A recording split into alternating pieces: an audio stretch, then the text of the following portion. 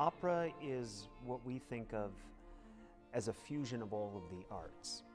Opera involves the visual arts as well as the performing arts. It involves singing, it involves the orchestra, it involves acting, it involves dancing, as well as, I said, the visual arts, all the design aspects, from the scenic design elements, the costume design, lighting design, sound design even. We sing stories. That's what we do. Sometimes we sing them in English, sometimes we sing them in lots of other languages, but it's really about telling stories through the voice. It delivers, I think, an emotional wallop that really none of the arts can equal. Kentucky Opera is one of what we call the four cornerstone performing arts organizations here in Louisville. You have Actors Theatre of Louisville, you have the Louisville Orchestra, the Louisville Ballet, and Kentucky Opera. It's one of the oldest, most established opera companies in the United States.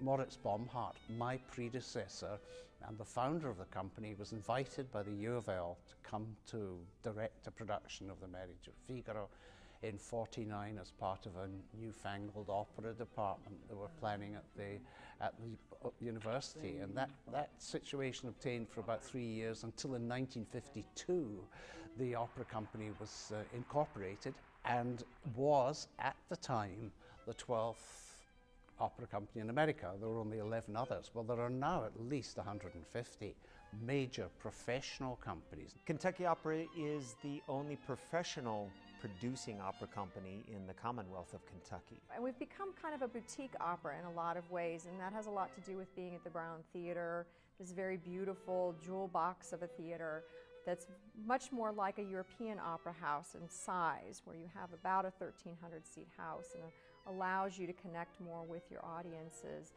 The planning process is important for any performing arts organization, maybe more important for an opera company because of the great fusion of all of these art forms coming together. When we moved here to the Brown Theater in 2009, we established a model that helps us in that planning process.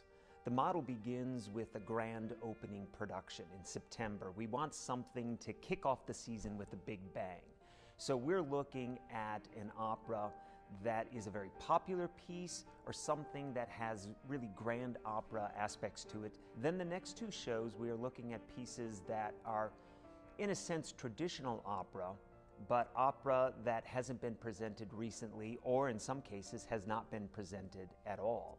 And then we go to our contemporary opera series. With this opera series, we want to bring contemporary opera into the mix. We want to present contemporary opera to our audiences, but not do it at the expense that we have or the risk that we have on the main stage, but look at alternative venues. We have a number of different programs that we offer our audiences depending on ages. For a lot of our adult programs, we have everything from the things we offer our subscribers, which is our season preview CD. We have our live broadcast, Lunch and Listen. We have our preview lectures that I do. And of course, we have a lot of audience development projects. We've had various events at community groups. Our resources for our different schools usually involve things like study guides. So a lot of things are about the history and putting the opera into context of not only when the opera was written and by whom, but also the history of the country it's supposed to take place in, artists, writers, anything from that time period that is involved with that. And of course the school tour.